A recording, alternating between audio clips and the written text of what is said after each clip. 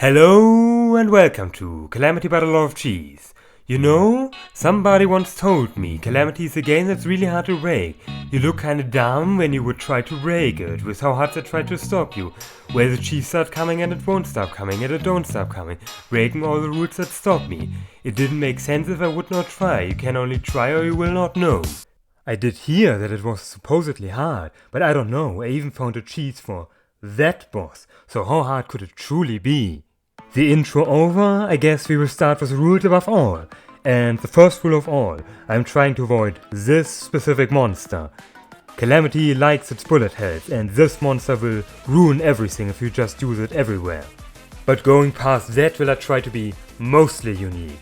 Like, I don't know what you want me to do against worm boss number 9.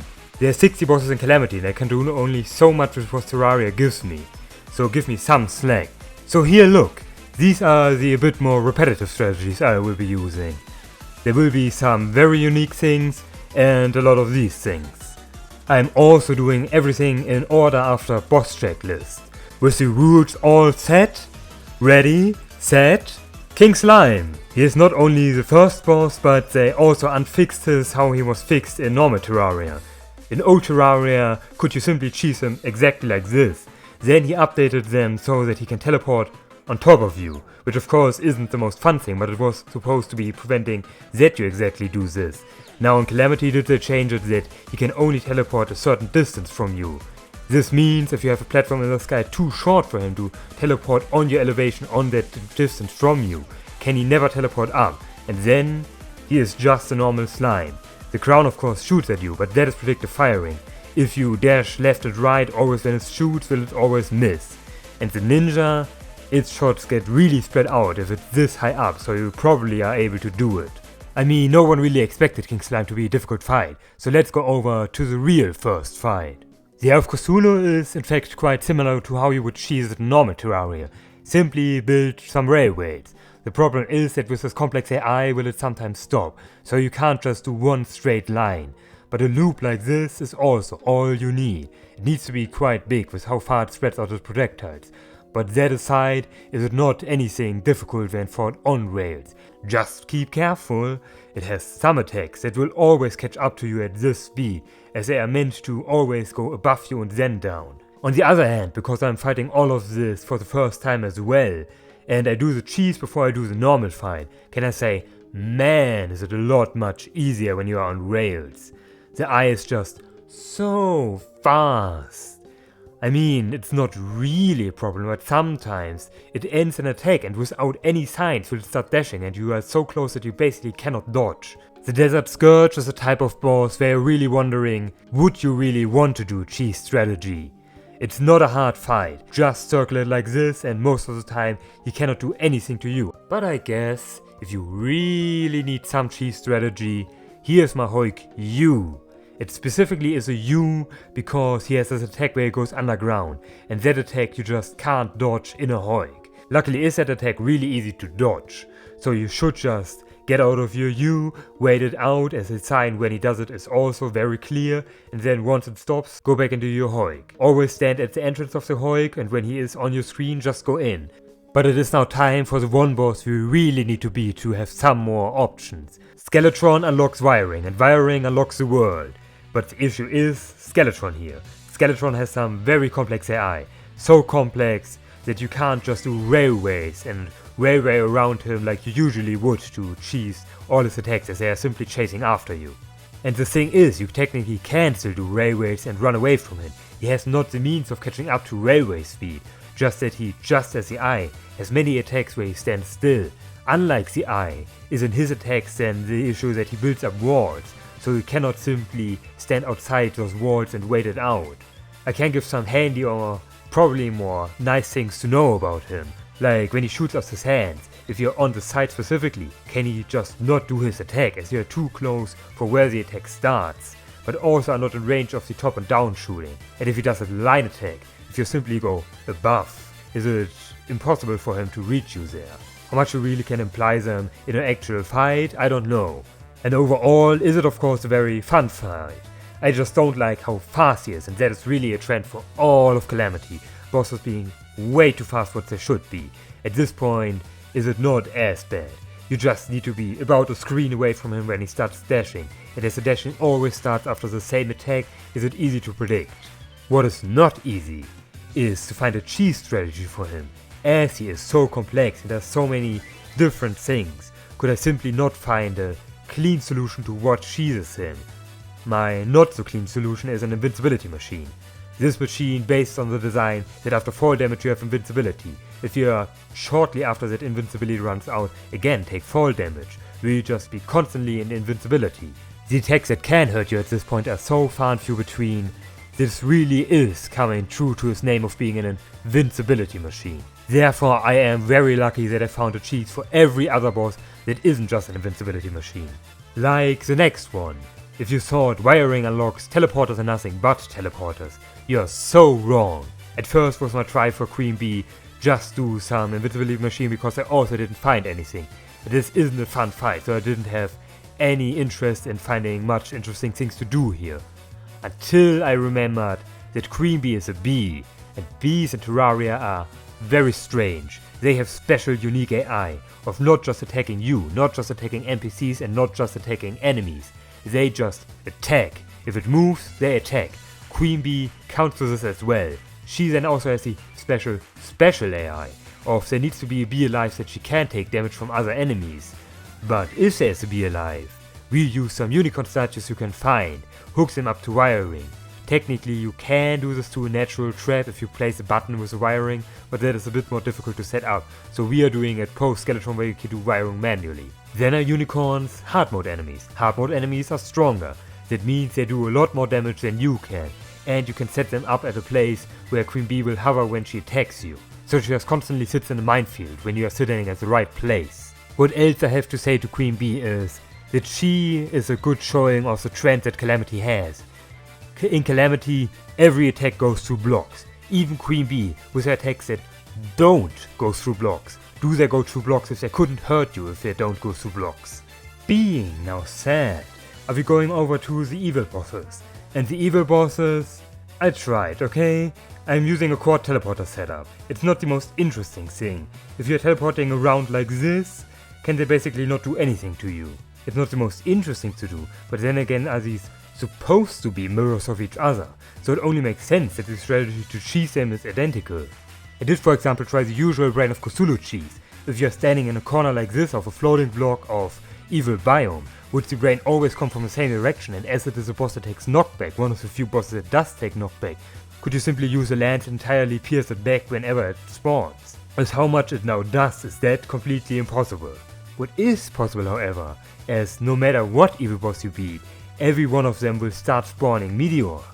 Meteor means we get Meteor stuff, and Meteor stuff includes the Star Cannon, which is so ridiculously strong. I think this might as well count as a cheese. Interesting on the one side more and the other side less is Crabulon. Crab Rave, as you know, is on the beach. On the beach there is no sky, and no sky means Crabulon cannot reach you when you are high enough. I am a bit stupid and led him to these platforms where I can jump up. But if you are simply that high, has he no means of getting you there. The spore lances always go up to your height, but the issue is that they are static and there isn't anything else happening, so it's very easy to dodge them. His other attacks he technically can shoot up, just that when they are this far up, they are also spread out and very easy to dodge. Now a more side note, the giant clam is technically on the boss checklist, so I am doing it and I am cheesing it. I drained whatever this biome is called, and left a little bit of water surface. Then with water walking boots, can you simply walk on the surface. The clam cannot stand on the surface, so it will always sink, even if it teleports. The attacks are meant to be hard to dodge because you are underwater. Underwater are you sluggish to move. Above water is it very easy to dodge between these. And then the other side note is, the Old One's army is also in the checklist. And well, I am cheesing it here. What I am using is an invalid platform. An invalid platform happens if you're hammering a block, so that the slope points down, and then block swap with the platform. The platform retains the idea of being sloped downwards, just that doesn't exist for platforms, which gives them the weird property of yeeting you towards wherever the slope points. The Old One's army enemies will face the blocks when there isn't a straight path to the Saria crystal. What they won't do is phase when there are platforms, as they can usually walk through them, and they don't know that these embedded platforms will yeet them away. Flying enemies naturally can still go above, but you can't deal with them alone, can you? And then the boss, as is INFERNUM, did they change it so that all the grunts despawn, so that you can't just clear by beating grunts. And the boss only targets you. Just run away and it is easy. You no longer need to care about the ethereal crystal once the boss is there. The slime bosses are a bit annoying. Annoying for me personally. Usually you could just use hoiks to yeet them away. They are slimes, so slimes are affected by blocks. Slimes are really the most ridiculous boss you could have in a game like this. The issue is the very last phase, where the core that phases through blocks is attacking you. That you cannot do anything but run away, so I just have to use this hoik loop. So is it more than just hoiking around faster than they can reach you? As they are affected by blocks, are they also affected by this hoik? To my experience, when you go through this, are they often landing inside these walls when you're hoiking around, and then get yeeted above. The other weird thing that is happening to me is that they also only spawned with half HP. I don't know why. Maybe it's just how INFERNUM works, as HP bars are often broken. But it could also be because I'm so high up in the air is something weird about how they spawn that they can't spawn properly. The third thing then after that is also that I never had the phase where both of them are there at the same time. I really have no idea why that is happening not. Maybe it's because they are yeeted around. Maybe it's because I'm always so far away from them. But somehow it never happened while I'm in the hoik loop and consistently on top of that. Oh no, what did they do to my boy, Deerclops? He's completely ruined. Not like normal Terraria also ruins him with his stupid shadow hands. For Deerclops, just be above his antlers, and that breaks all he does. Technically his attacks can go up to platforms. If you put rails there, can you also hook to them if that is easier for you, as then those attacks cannot go on top of rails, but you then have a harder time dodging his shadow hands. Outside of that, the strategy how you're supposed to dodge him is by going under, as his legs don't have a hitbox.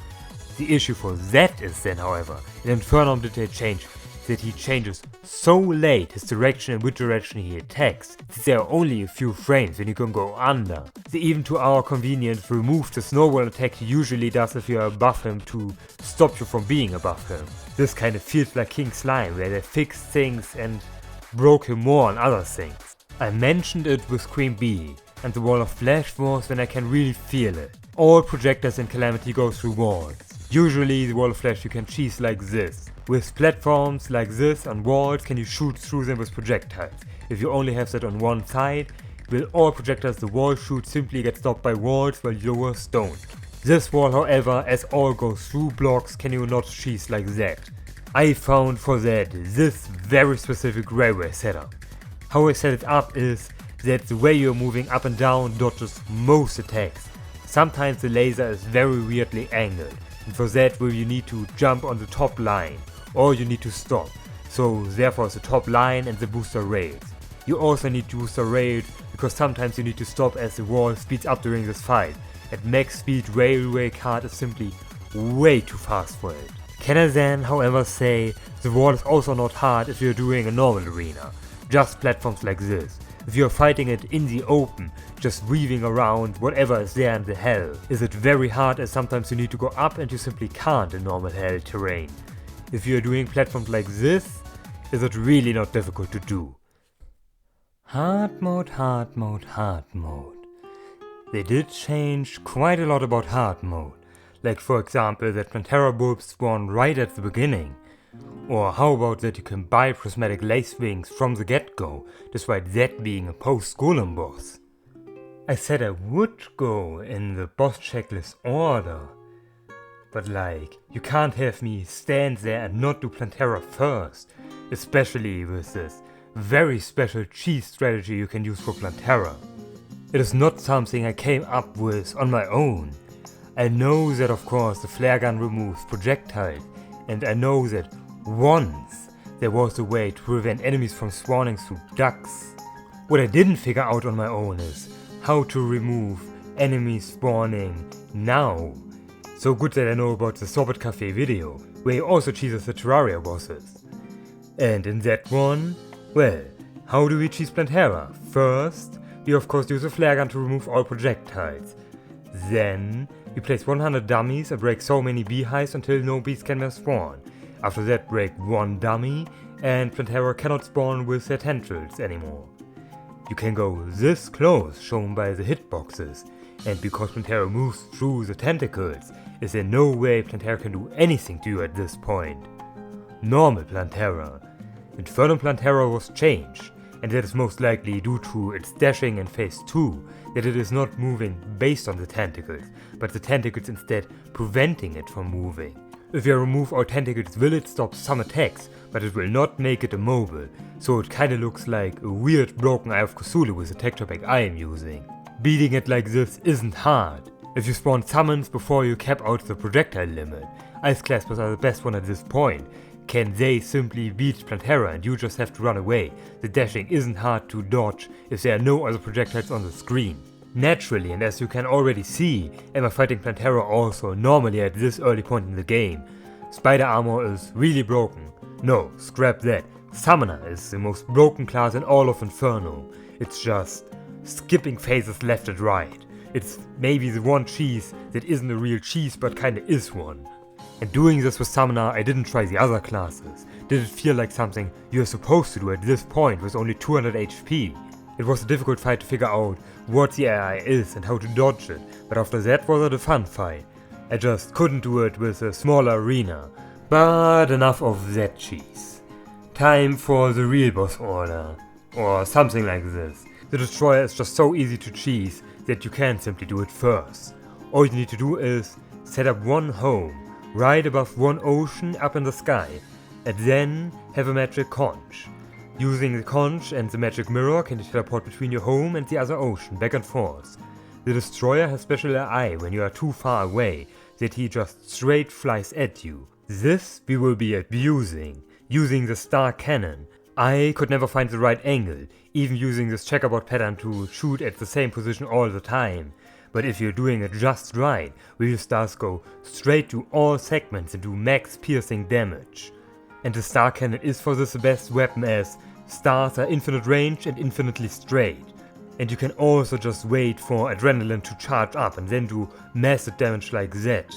How I think adrenaline works is that it isn't based on what you shoot out, but what hits the boss. So even when the stars are long shot out before you have started it, will they get the damage increase. And then you're simply waiting for when damage is happening and start your adrenaline to save a lot of stars. Normally for do I not have much to say. The issue I have is that they stretch them out for no reason whatsoever. And that is very relevant because this destroyer does an attack where he circles you, and with how much he stretches out, are there times where you simply don't have a chance but to go into him to avoid more damage to the head. Somewhat weirdly, after Destroyer we fought after Plantera is now Queen Slime, the true first boss of hard mode. This box I made probably doesn't even do something most of the time. All that is important is that there are hard statues, honey, and this much space to move. This is how much space you need to dodge between her attacks. And with you being surrounded by blocks, do other attacks not reach you? Queen Slime is one of the few bosses that has attacks that are affected by blocks. This would be enough, if not for the exactly death tornado she does. For that do I have teleporter to go a bit far away, and then dodging the other things he shoots while the death tornado is active isn't hard. He sadly cannot tank the death tornado. Outside of that, just go max defense. And yes, I am using the Star Fury for this as the only melee weapon with ranged projectile at this point. Cryogen was so close yet so far. I at first had the very perfect setup of railways, and I really have to say, I tried railways so many times, but they never work with how complex the AI is in Inferno. And the railways I set up just by pure coincidence dodged all the attacks of his first phase. After that, there was nothing dodging with railways, no matter how hard I tried. So in the end, do we simply use teleporters? Being exactly this far away means that he cannot reach you with his attacks. This distance of exactly that many blocks is how far his projectiles have reached, and after that do they despawn. This mostly deals with everything, but sometimes he will have projectiles that teleport to you, so you have to be somewhat cautious about that. I should mention that my weapon of choice for Cryogen was of course the dart cannon with Cursed Inferno darts. Cursed Inferno darts leave behind this wall of damage, and with Cryogen always dashing at you will he always dash inside it. Using teleporter for the twins would not describe how much difficulty I had to do this. This teleporter setup I do for the twins is very specific. You have to have that many teleporters, and they have to be all at different elevations. Well, I think it's 4 in a row that always are in different elevations. And that is exclusively just for the last phase. If you beat Spaz before the shielding phase that happens before the Kamikaze phase, will Spaz be the last boss you fight, and Spaz does these toxic waste snowflakes that are so maddeningly wide-reaching that you simply have to be on different elevations. At least the way they spawn is always in the same pattern, so they are very predictable, and using teleporter setup like this will you always dodge them. Set for the fight while cheesing is a fight while not cheesing something. Mostly it is okay. Mostly you can dodge attacks. That Spaz dashes at you is a bit too fast and you have to be so far away and move so specifically to dodge it. This is really a trend for INFERNUM that you have to do that for so many bosses. The issue I have, and that happened all the way up to this point and I simply didn't have the need to mention by now, is that true melee doesn't exist. With true melee being the only thing you can do at this point realistically, does that mean melee doesn't exist at all? Just look at it, this stupid screen locking where there is never a chance to ever reach them with melee. One of the most integral classes of Terraria. In fact, the only class that did exist pre-hard mode for the longest time, unless you count meteor armor. And it just doesn't work at all now.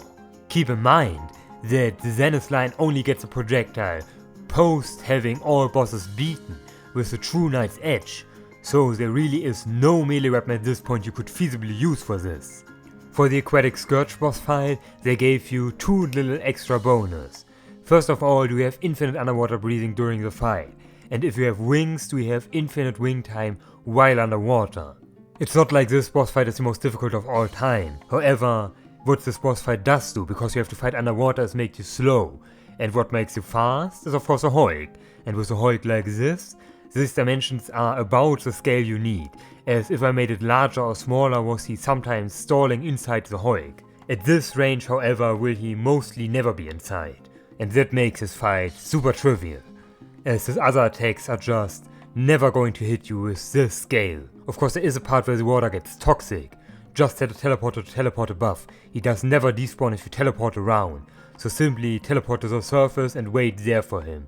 For another, you guessed it, Hulk loop. Like what do you expect me from all these worm bosses, what I'm supposed to do for them?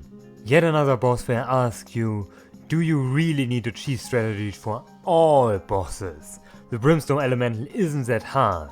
But well, if you liked how we put a box around ourselves with all these Hulk loops, how about if the boss puts a box around us? This roast circle, even with the strongest means of teleportation using other mods, you simply cannot escape. Ending in me using this quintuple teleporter setup. The center teleporter is where you want to stand when the roast circle spawns, or in other words, the most time of this boss fight. Simply teleport around a bit when attacks come and then go back to the middle, and stall there until the next attack starts and go back around. That is all you need to do, for a boss that is as simple if done normally. Looking now at more teleporter cheesing bosses, Skeletron was really a boss that was so close to something, but then the AI was simply too complex to do a simple thing. As you can see here, when I fight him normally, all you really need to do is move up and down for most of his attacks. Once he starts dashing, just go a bit in circles. It's not a hard fight to do. It's just that he is a bit too complex to do a simple strategy, so I had to use 3 teleporters to dodge all attacks he does. Well, almost all attacks I would say. That final Kamikaze Death Laser attack I didn't dodge. And somehow still got the treasure back? I think this is something weird with the Dreadon cutscene starting, or at least attempting to start once the Kamikaze attack starts. And because I died, it just happened anyways. I don't know why it happened. Simply extend around your teleporters a platform, it is not hard to dodge his Kamikaze Death Laser like that. Otherwise, not a really difficult fight. Old one's army once you have good summoner gear. Okay, I said it already with the twins, but just look at this. First of all, of course, flare gun, so no projectiles. And then am I using the true melee weapon of choice here. And just look at how hard it is to hit fake Kal with it. And that is with fake hull, completely breaking if there are no projectiles. I don't even know why, but when there are no projectiles will Supreme Cull at some point just sit there and do nothing. And then after that will eventually come the brothers. And they are a bit annoying to hit, but they at least have times where they will stand still and you can hit them. And then we get back to Supreme Cull, and Supreme Cull will sit still and do nothing. Until we reach eventually this point. Like, what am I supposed to do here? True melee literally cannot reach this ever. You can't just take away one of the most fundamental tasks of the game. At least make it so that some attacks Supreme Cull will stand still so that it can hit with true melee. On top, did they also say something about multiplayer not working with this mod? Yeah, I think the publisher has something to say to that.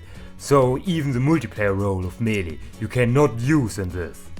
But this constant screen locking every boss does is so annoying. I'm not saying this fight is bad, it is fun when you do it with anything but melee, but with melee it's abysmal. In fact, when I did it with Summoner, as Summoner is broken, beat the Supreme Cull so fast, I didn't even see all of the attacks. Like this last attack, where all projectiles despawn. This is something only very few bosses do in this, but some, for some reason, despawn all projectiles. It shouldn't be hard to deal with it, if you are anything but true melee, that is. From one boss that is okay overall with just one minor issue, to a boss that just isn't okay. Like Astro Aureus is mostly okay, with the exception of this stupid attack, where he does this arc with a hole in it. The issue is, you're supposed of course to go through that hole, just that it can be so far away from you. How in the world are you supposed to get there in time? Even when I didn't cheese it, that I have to go so high up that I can squeeze between holes that you are not supposed to squeeze through. Otherwise would this boss just be like King Slime, stand high up and he can do nothing to you. But this one attack is so abysmally designed that you just have to use teleporters to get out of the way in time. However, had I enough of dumb minor issues? Let's talk about Golem. Plantary did at the beginning of hard mode. And Golem now as the next boss? Oh my god, what did they do to this? First of all, he spawns a box around you. And the next box deletes all blocks outside of Lizard blocks inside the arena, so you cannot build an arena of anything there. Then, when you go outside, will he become invincible, even if you use teleporting to get outside despite there being non-breakable blocks to stop you from doing that. Well, he's technically invincible. His head comes off and takes 1 damage, and yes, you can beat him like this over a very long time like shown here, just in case if you were ever thinking of doing this. Did they make it so that he despawns if you are too long outside the box? He probably would even be easier to fight outside the box, because his head has one of the few attacks that doesn't go through blocks. So if you just set up some walls, will he never be able to hit you, if you keep him inside with some Hulk looping around him. All of that being said, what did I do? Other than teleporting outside, of course. You still can get the Rod of Discord and teleport outside, and Golem will not despawn instantly, so you have some time outside to let potion cooldowns go down, and most importantly is the time long enough that the Rod of Discord debuff will also go down in time. In fact, the loop I made here will be 3 rounds around is exactly the time for the Rod of Discord. The 4th, shortly after that will he despawn, so be careful with that one. And because I've set up walls here, will the head also never be able to hit you. Then, but how do we get in? If you use the Rod of Discord to teleport in, would he then have to survive inside with the Rod of Discord debuff? For that, we'll be using a 2-way Hulk system. Set up here with this arrow formation, and very luckily, is every 3rd block a solid block in this formation. As how the box he spawns around you spawns, is there 1 row that is outside of the temple borders, and I assume this is consistent. This technically is of course only a 2-way Hulk, as the entryway we would have to build, and that will instantly get broken when we build it inside the box. So we now have a way to get out with a Rod of Discord and a way to get in with a Hulk. With that can we just always get out if we are in danger and stall out. And if you're still not enough, get we back in, and then instantly teleport out once the head is on top of Golem again. And that is very important. If the head doesn't get back on Golem, will he still continue as despawn timer. After that will this boss become very trivial. Whatever attacks he does, he stores his attack and continues the rest of it once you get back in. But as whatever is there will finish, will there be far less projectiles than there should be at the same time. All of this wouldn't be any problem if not for a singular attack. All other attacks are perfectly well made. Oh, and of course, as he in phase 2 starts to spawn spikes on the ground, can we not go through that way? So I set up here a teleporter to get on top and then hike in from the top. And well, going in from the top is objectively worse, as we first have to get back down on solid ground. So we want to go back in from the bottom, just that we can't at this point. And the other issue is then that when the head dislodges from the body, will he sometimes fly through the main arena and shoot fireballs while he's still outside, so they will be a bit of an issue to get around. That's exactly why we are doing 2 different entryways. And you have to be careful, the only way to exit a 2-way Hulk is through the slope. If you are going downwards, does it have to be the slope that points inwards. Luckily are these types of Hulks infinite range, and then will there be these straps on the top, but as it is infinite reach, just go as long as you need to go to the left. There will always be a point at which there are 2 blocks you can hammer in a row. For the most of it would of course have no issue with this fight, it is mostly well designed. It has these platforms that come up as your platforms to move around. The issue is just one singular attack that they screwed up majorly. When these spikes come from the right bottom and the left top, are they overlapping so far I do not see how you are supposed to get through with the movement you have at this point. You are supposed to circle around like this, just that you are so slow at moving that it is impossible to do that movement without getting hit by them. What do they think for this? All of this therefore being said, you can stop and try, you can whine and cry, but you will never stop the cheese. Thought naturally, of course, this is not a big issue with those spikes, because you do so much damage that you probably don't even see that phase. Still is it unacceptable that in the case you are not doing enough damage, you just have to take damage at this point. Time for a little bit of happy break time! The Abyss. The Abyss is technically a post-Skeletron. No, not Skeletron Prime, just regular old pre-hard mode Skeletron area. As technically, you don't need the Pixar to break these blocks, you can just use actuators to actuate them, and then actuate your way from the bottom to the top. There is a lot of crushing damage, just that for that, will we then use the Potion of Return. With it can we set portals to spawn at different elevations, always inching up a little bit higher, until we reach where the bottom of the abyss starts. From there can you simply set up teleporters now, to consistently teleport in and out. They put of course these bobber worms there to stop you doing exactly that, and they will instantly kill you. Just that with decreasing enough the spawn rates can they not spawn, or you simply fill up all the enemy slots and then they also cannot spawn, and stop you from cheesing this like this. That means using an invincibility machine would the terminus be quite easy, with the one exception of course the Wall of Flesh. It's the one boss that will always stop any weird strategy you are doing, as it is hard timed by the length of the world. The Eidolon Worm then is a semi-hard boss if you fight it normally, and it will go into invincibility permanently until you die if you use any form of Rod of Discord, Rod of Harmony, or that Calamity thing that lets you teleport. On the other hand, what they did not think about is teleporters.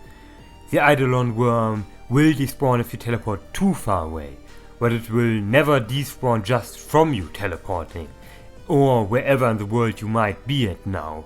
So simply teleport your way up slowly to the surface, or wherever else your arena is. Following by boss order is Duke Fishron next, and well, at this point we have so much defense that we can simply stand there and tank it. In fact, Calamity adds something against broken armor, so you literally could just stand there and tank it. I of course just weave around his attacks, as it is not hard to just stall out a bit of time while we have broken armor. I mean, he is so easy, they even added in an achievement exactly for beating him super fast that I get on accident on my first try when doing it with Summoner. Sad as it now may be, is Plaguebringer Goliath not a boss we can do with other bosses, and yes, Queen Bee will attack and take damage by other bosses. This is something Plaguebringer Goliath didn't inherit, despite just being Queen Bee 2 Plagued Boogaloo. Still an easy boss. In fact, you can almost do him with tank strategies, just that he has this hexagon attack that surrounds you, where you're supposed to break the drone, and that I don't want to rely on having enough damage, so I simply use a teleporter exactly this distance, as this is how far away does his attack spawn, and then can he simply do nothing to you, as all he does is dashing at you. Time for the one boss. So broken, it is quite literally broken. The Empress of Light I first did with Summoner and Magic, and with that it's quite a good fight. It is also such a quick fight that I never saw those last two attacks. Outside of that did I then try really long to do this fight with Ranger. But with Ranger my damage output is so low that I had to do those last two attacks. Most of the fight is a good fight. And then look at this. Like, what am I supposed to do here? An invisible attack. How am I supposed to dodge that? Not even talking about how what comes after that is also some bullshit. Just that this attack killed me constantly, that I never even got to the last attack outside of 2 times. So no, I will not try some normal way of doing this boss fight. But let us first talk about the normal fight. The normal fight is fun, of course. It is pattern recognition. What do you need to do for every attack to dodge it? I at first didn't even know that you have infinite flight, so I fought on platforms pretending that I don't have infinite flight. There are even many attacks where you're supposed to just stand still and do nothing, and then they can't hit you, as they are specifically designed around you being crazily moving around and then just get hit by them. But going over to the cheese strategy, as you saw on the bottom right, am I doing a little bit of heavy glitches now. We are starting off with alchemy. No, I will not explain it. Others can do better how to set up alchemy. But when starting with the meteor door, will you eventually reach this weird wooden chest that is when placed a gold or crystal chest. And what it actually is an invalid chest. An invalid chest has some very strange properties. Like for example, if you hover over them will all your vanity vanish. Then are you also immobile. But the one property we will be using for this one is that while hovering over an invalid chest, you infinitely accelerate downwards. This normally isn't something special, you are capped at how fast you can move downwards. One singular mount thinks otherwise though. The B mount, for some weird reason, has no cap on how fast it can fall, as long as it's standing on the ground. So if you hover over the chest, we just accelerate and accelerate without any bounds. If there just was one singular weapon that would be based as damage around how fast you are moving. Jousting lances have no upper cap on how much damage they can do, as long as you find a way to move infinitely, like we are doing here. And with that simply abuse the change that Infernum did to the Lacewing. I'm pretty sure that in base Terraria the Lacewing runs away from you, but Infernum will it run at you, so even if we cannot move while hovering over the invalid chest, will the Lacewing eventually run into your lands. If you have built up enough speed, to be precise 800 miles per hour, with that 2-shot the Empress of Light. And it is very important that we 2 or 1-shot her, as she is one of the very few bosses that has a phase change animation, and with that will she instantly teleport above you, so you can no longer hit her when you are stuck like this, and if you are hovering away from the chest will you lose instantly all your speed. With 800 miles per hour is it set up so that the first hit just barely doesn't get her in a phase change, and the second hit will then kill her. If the Lacewing gets too close to you before you reach their speed, simply hover away from the chest. For those who want to use a bit normal way of cheesing this boss, use the quad teleporter setup. The left and right is set up on different elevations, so that the lances that go sideways miss you.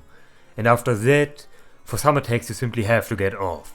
Those attacks where you need to go in a circle, it's not hard to do. Of course will this not dodge the invisible attack, so you need to do enough damage to not ever see that phase, which can do with magic very easily. As it though is a broken boss, will I be doing it like this. More Old One's army. Betsy! Now with Revenger I immediately realized it is basically just another Crapulon, which is basically just another King Slime. While you are high in the sky has he no means of getting to you. He technically does have a jump attack, and his attacks can also arc up to this height. Just that it is really easy to dodge them when you are this high, and they are spread out really fast. He also has some other attacks that get you here, just that they are also easy to dodge.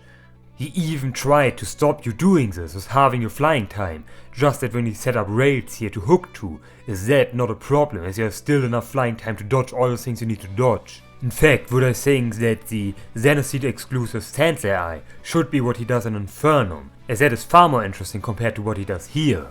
Cultist is one of those bosses.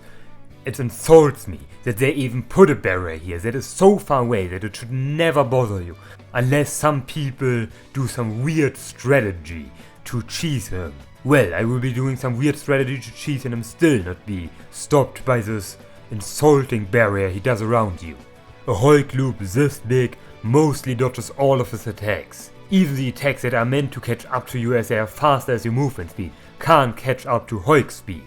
You just simply have to be careful with the one attack where he spawns these orbs. There you have to get out of your Hulk and weave around and then get back into your Hulk. Yes, I did forget Siren and Leviathan, and no, I'm not using things you couldn't have at this time when you were fighting them normally. For them I'm also using, just like the other fish out of water, defense. I can no longer use the camper, that probably would need 25 defense to be something viable. Just that it is a joke item and who would ever stand still to beat a boss? Well, this boss isn't difficult with a lot of defense. They do more damage than Luke Fishron, so you can't just stand there. Other than that, is it very easy to dodge them, enough that with your defense will you never die. For Leviathan then am I using the jetpack, as it is an easy way to get up and down, which is the only direction you need to move in fast to dodge Leviathan. So what am I supposed to say to worm number 9 here? Astrum Deus is a worm and a worm is a worm, so we're beating it like a worm. With 2 teleporters set up this long, will we stretch him out completely between that and then use some piercing projectiles. I am using the Superstar Cannon as it does a lot of damage. Outside of that, can he simply not do anything to you teleporting around, as he is a worm and a worm is a worm.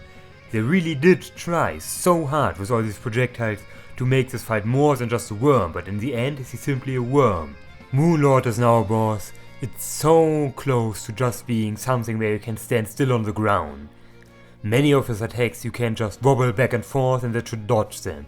The issue is that the eyes shoot up so fat projectiles that you have to go far distances to dodge those. Theoretically, you can maybe even do a strategy where you teleport across the world to dislocate his true eyes from the main body, as the body teleports and the eyes don't. Because of those eye attacks that are really fat, however, will we in the end need to use this quad teleporter setup. The fight is fun, and if you just wobble back bit and forth, can you do it even without some proper cheese strategy. Just the black hole is the one attack where you of course have to move a lot, and if you move a lot more, is it also easier to dodge attacks. Overall, just a well designed fight. And that is despite some needless box that puts around you to restrict how far you can move, as if that box has a relevant size. Another boss that technically puts a box around you that is big enough to do the boss.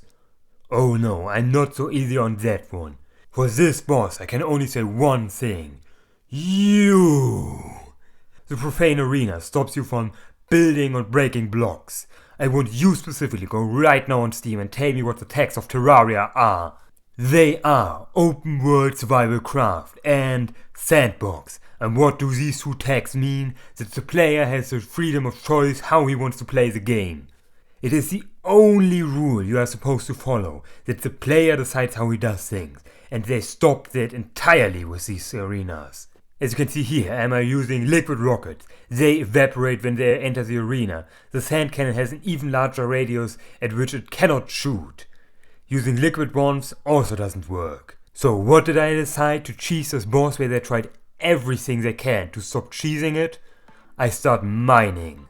You think your puny means of stopping me are enough to stop me really? Here, look at my miner. This breaks any block. And yes, in fact it does break blocks, so you can get Astral Ore before Astrum Deus with this. And this breaks blocks disregarding everything. The fun thing is about the Profane Guardians, that they despawn when you enter the arena to the side, but that is exclusively X value based. If you go up, will they not despawn? In fact, we don't even need to use an aggressive thing like this. Instead, just have your home above there and use a potion of return. Or how about using the portal gun that you get after beating Moonlord? The options are endless to get out of this, despite them trying everything to stop you exactly doing that. But when you try to stop me from breaking blocks, then I will break them, it's that easy. After that, what I did is get the max sentry armor from the Old One's army, and with that do I set up sentries at the gate and where the one guardian will spawn. Once you get to the gate, will the sentries start attacking it, and once they start attacking it, go to your hole and go up. Then use the teleporter to get to any arena you want that have you built above this, and there you get whatever you want. You can get hard statues, you can get buff statues, you can get teleporters, you can get hoiks. I don't need those, but you can get those. Those guardians will always follow you, no matter how far you teleport. All you need to be careful is one attack once the first guardian has beaten is, where they set around this arena that is even more aggressively keeping you at a certain place. For that arena does the guardian try to get in the center of the main arena, just that it is also timed when he starts it. So when the time is up, no matter where he is in the world, will he start that attack, make an arena that forces you inside and that you cannot get out. I, funnily enough, even with this restrictive place, could dodge enough attacks, but outside of that could you simply set up more open space. The arena I did set was that high up because the death laser the first guardian does goes exactly that high as I teleported. I would now talk about the normal fight, just that I'm far too enraged to judge it fairly.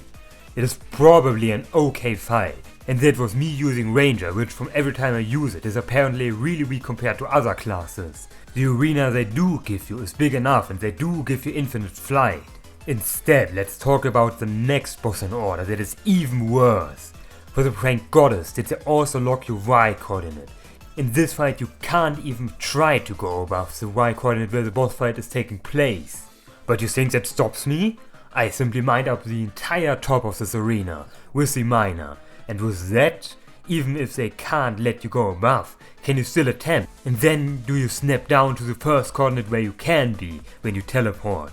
So I simply set up my home right above this arena where you still can build, and use the portal gun to set a portal left and right, set some hard statues here whenever need refilling, and then even a fight where you can't teleport out. It despawns if you go too far left, where you cannot mine, where you cannot build. Do you set up a two-way teleporter setup? What about that, In fact, if you ever do this fight without flying, just mine out the left area. There you can stand when the lava is rising.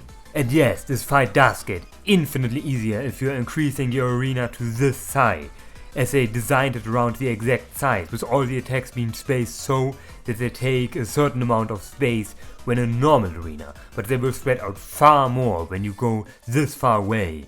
Let us take a small detour to the world of the Fine, I guess. I am grouping Stormweaver and the Bumbleburb under the same category. For both of them I am using an advanced Hulk loop. In this Hulk loop do I have a setup Lava and Honey so that I am constantly under the Lava Burning debuff and the Honey Regen debuff. With this one crystal does your regen and defense go higher while you are burning. Then can you simply tank it all. I also have set up heart statues here, just that with how fast you are moving in a Hulk do the hearts never reach you. You would need to set them up way closer to where you are hulking along that they can get you. For a Bumbleburb that isn't really needed, he is weak enough that you can simply tank through. For Stormweaver however, he hits a little bit harder, so you may want to do this. Stormweaver then is the worst of these two fights, as he is just too fast, but that is not a big issue overall. Both of them are okay when fought normally.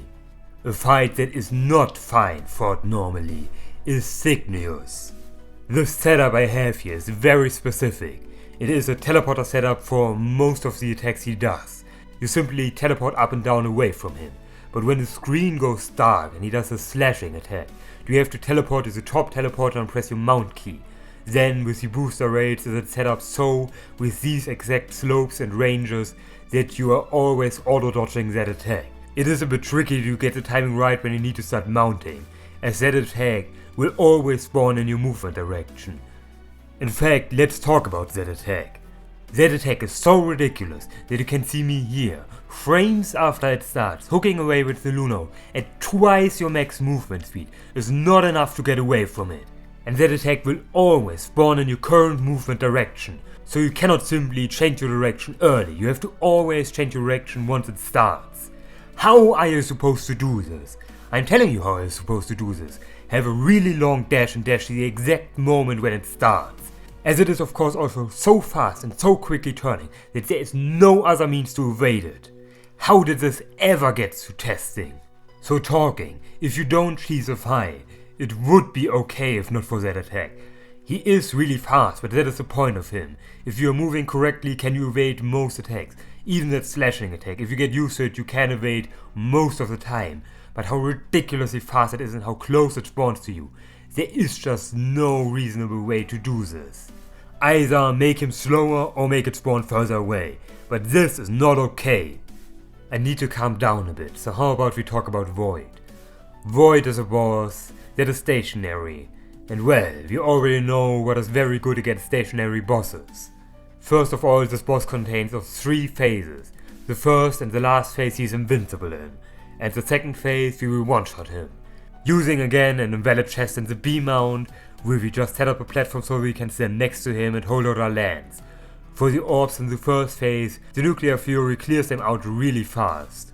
Then we will be mounting our B and hold out our lands. This will most likely one-shot him, but there is a chance you get hit during the rain phase. Just that there is enough time to just set up again and kill him before you would ever take serious damage. I naturally, with how ridiculously oversized this HP bar is, did not know that he was already dead when he was dead, so I tried fighting further on. And I think there's a little bit of extra HP once he is released from his chains, just that HP is so little you probably can't deal with it normally.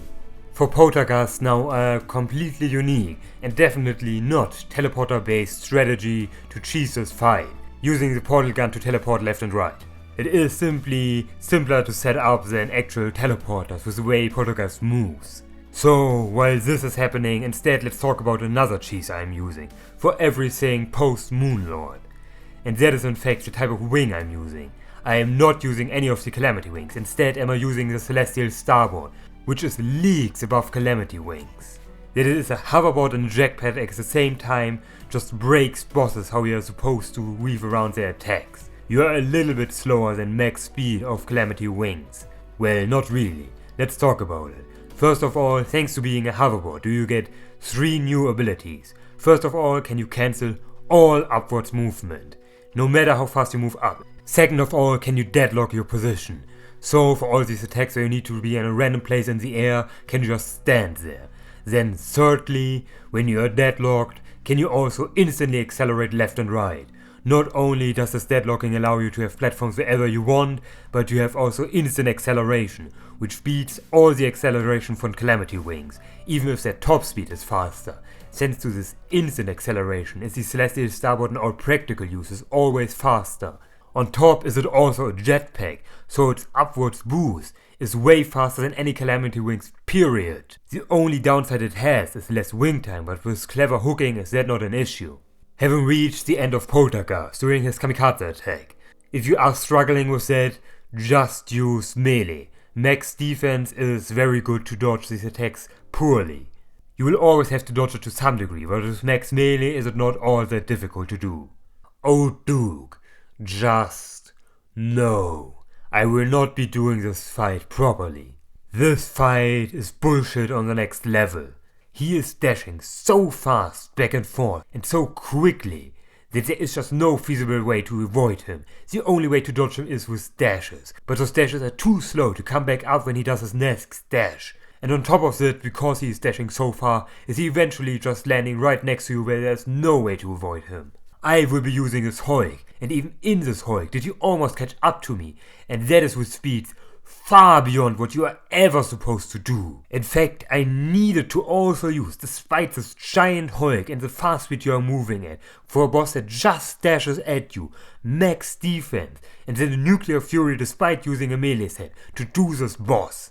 Now, what do we do to worm bosses? That's right, we run away. This boss fight is nothing but him chasing after you. So I set up this two-way Hulk system. This setup you see here allows you so that you can Hulk in both directions, which is important if he hovers above you so that you can at any point in this Hulk go back and forth. And then as you already see, I am using every damage increasing alcohol and the weird mushroom. I really make this fight a complete joke. And I mean, why wouldn't I make this fight a joke, as it is? We are using Luminite bullets and the best gun I could find to max out Pierce. And then, under the alcohol poisoning timer, are we beating this boss before the timer runs out. I am very certain you could do all the HP of the Devourer in the alcohol poisoning time with maxed out HP. The issue is that he has such long ending speech that we just need those hard statues to survive that speech. For the normal fight, you are now seeing me here in my hyperbolic time chamber.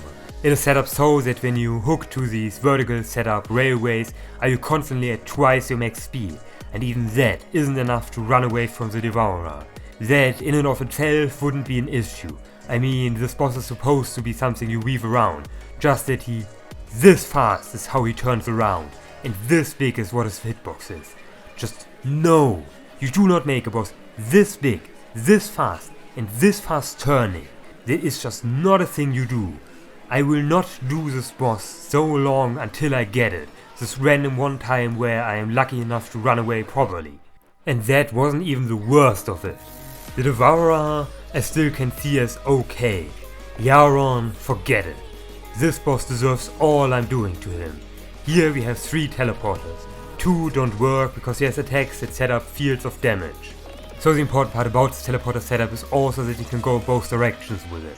And then, as you see, all Yaron is dashing at you. For 2 million HP, he does nothing but dash at you. Nothing. This is a boring fight. This is a fight that is so mind-numbingly boring that I will not be doing this normally. Especially with how far he dashes away. He dashes about 3 screens away from you. Even if you can dodge him sometimes, we eventually pendulum swing back and forth so far that he is in the middle of the arena with a hitbox like that, where it is simple math to know that you cannot dodge this.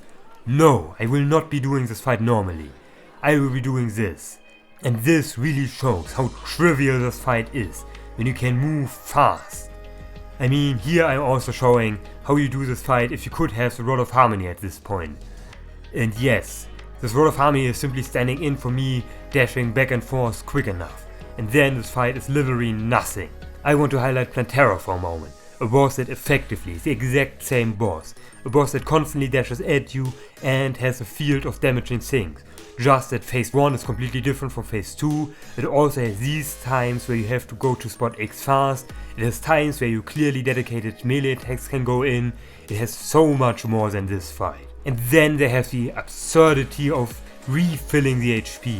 At least the non-Infernum fight is interesting where you can weave through things. But this one, no.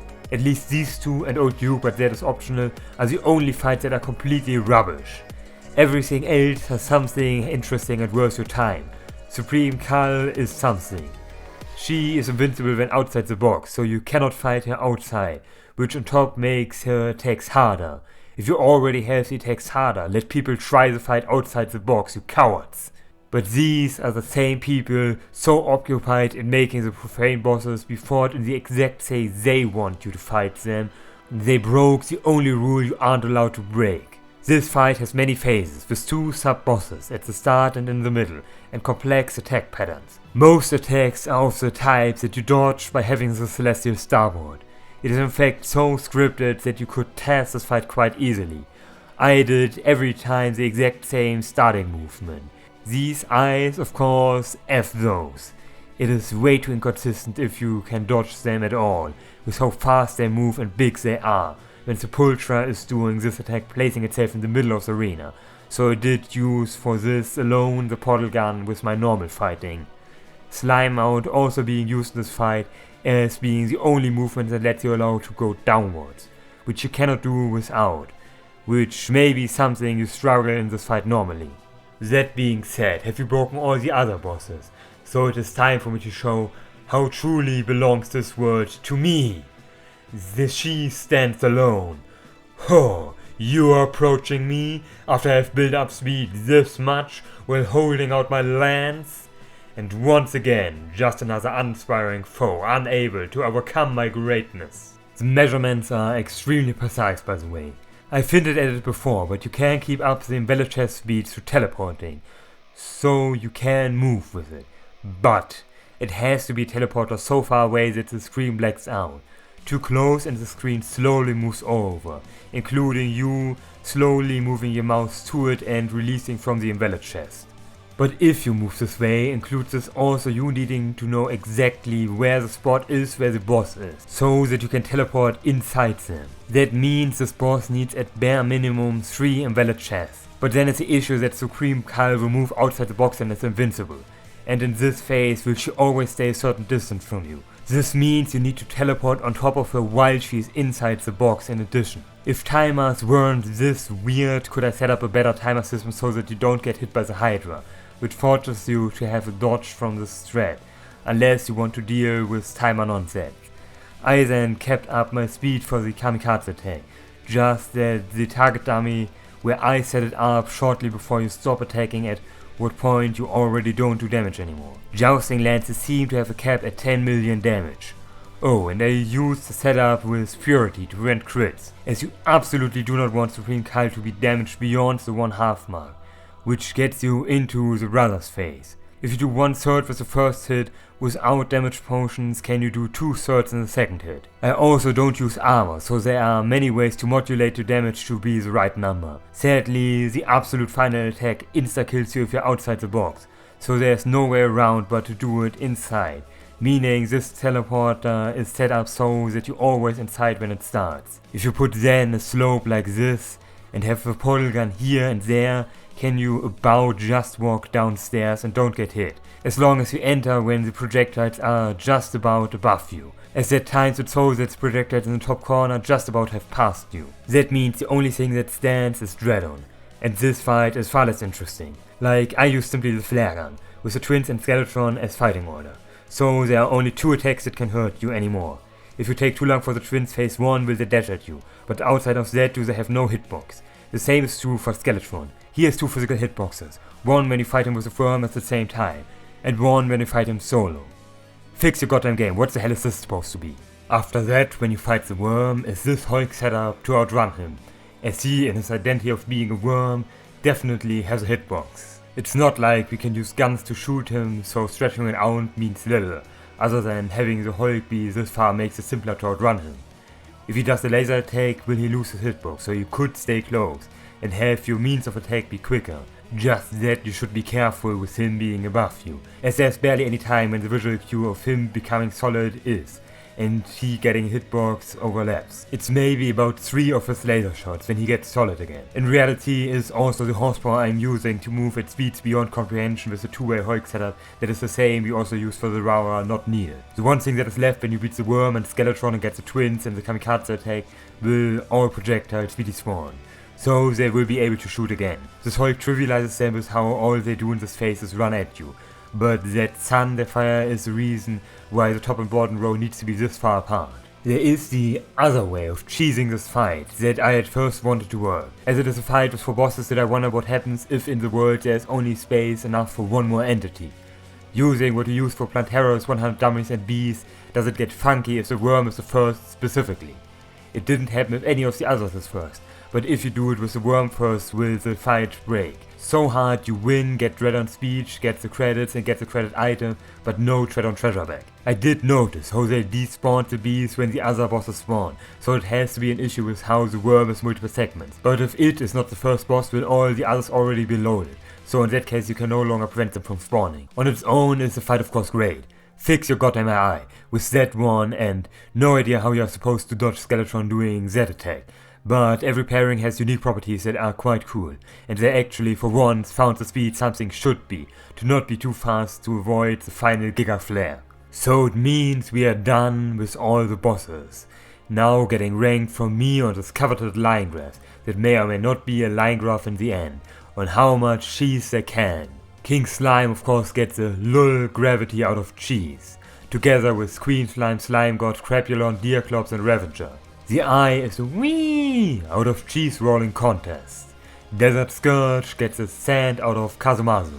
Skeletron sits at the top as someone who knows his manners. Queen Bee gets the renowned get the fuck back here out of cheese. The evil bosses get a rodden out of Kazamazu. Clam, as well as all events, is simply standing here. I realize you are nothing like me. Wall of Flesh, of course, also gets you whee out of run, bitch, run. Plant will be close, yet so far cheese out of cheese. Destroyer is too long to fit on the line graph, so I will be putting him here instead. Cryogen and Brimstone Elemental are dead center due to not having any opinion on these fights. The Eye now gets our second Get the Fuck Back Here award out of cheese. Though Aquatic Surge naturally gets water out of Kazamazu. Skeleton Prime gets the exclusive Nanika desu ka out of just move up and down. Callamitas Fake is our third Get the Fuck Back Here award. Out of we will be running out of these trophies if this goes on like that. Astrum Aureus, Plaguebringer Goliath and Cultus are our winner for the most mid fight, so I will be putting them on the left of the middle. Golem then however achieves to reach our super secret special award of deserved when you mess with the world. Both the fishes out of water and the anglerfish out of water are simply standing here. I realize you are nothing like me. Empress of Light of course did not achieve to come to the event, as her eye was too glitched out to come. Astrum Deus then achieved the extraterrestrial feat of food poisoning out of Kazamazu. Moonlord is our second seed of the round table of eating chi. Profane everything gets the deserved when you mess with the roots out of chi. Bumbleburb is the solid cheese out of chi, while Stormweather is dead center, therefore being placed on the right. Cygnus is the easiest, he will not be invited out of cheese in my life. Void however will be the opposite of standing here. I realize you are just like me trying to make history. Poltergeist will as a result remain in star platform out of 10. As we are out of Get the Fuck Back Here awards, will Old Duke instead get the personal space out of jail. But Devourer of Gods instead of course naturally gets the personal space out of drugged out of my mind, which only leaves the logical conclusion of the personal space out of Fire Extinguisher for Yaron. Only two left, both of which truly deserve their position at the round table, concluding our rankings of all Calamity bosses out of cheese.